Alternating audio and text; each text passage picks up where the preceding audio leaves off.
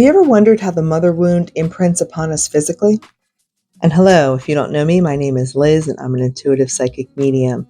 And I channeled my guides in order to get an answer to that very question. So what I'm about to tell you comes directly from them. The wounds that we perceive, mother wounds, father wounds, are imprinted in our cells. Generational trauma becomes part of our DNA until it's released. The mother wound specifically affects nurturing, which is embedded in our sacral chakra and its surrounding organs and nerves. And when that wound is ignited, the cells in the sacral area become stimulated. That stimulation appears in the physical as stomach aches, anxiety, digestive issues, cramping, menstrual-related problems, all of the problems, reproductive failures in both organs and duty. In this sense, they're referring to duty as the ability to get pregnant and birth a child.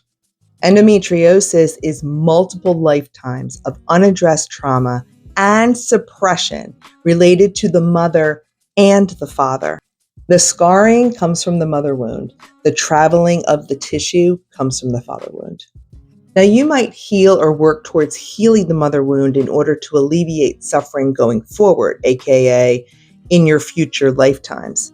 And some heal the wound and manifest the healing within the same lifetime, but this is not usual.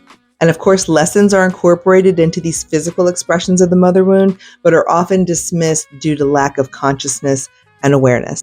We tend to look at any kind of issues we encounter in the 3D as just that, instead of considering a 5D application.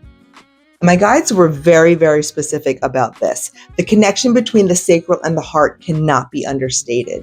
And while men may also have reproductive issues related to the mother wound, the more prominent manifestation is stress, GI issues, and heart issues. Additionally, indigestion, excess gas, elevated stress despite established coping mechanisms, and heart malfunctions all speak to the mother wound in men.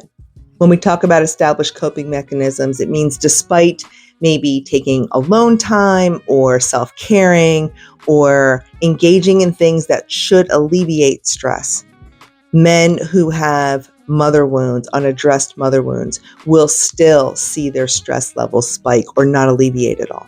The reason I even approached this topic with my guides is because I was in a peer group of other women who all have mother issues, mother wounds, including myself.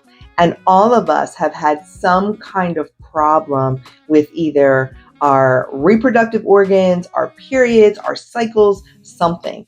And it just made me want to ask the question, and I'm glad I did.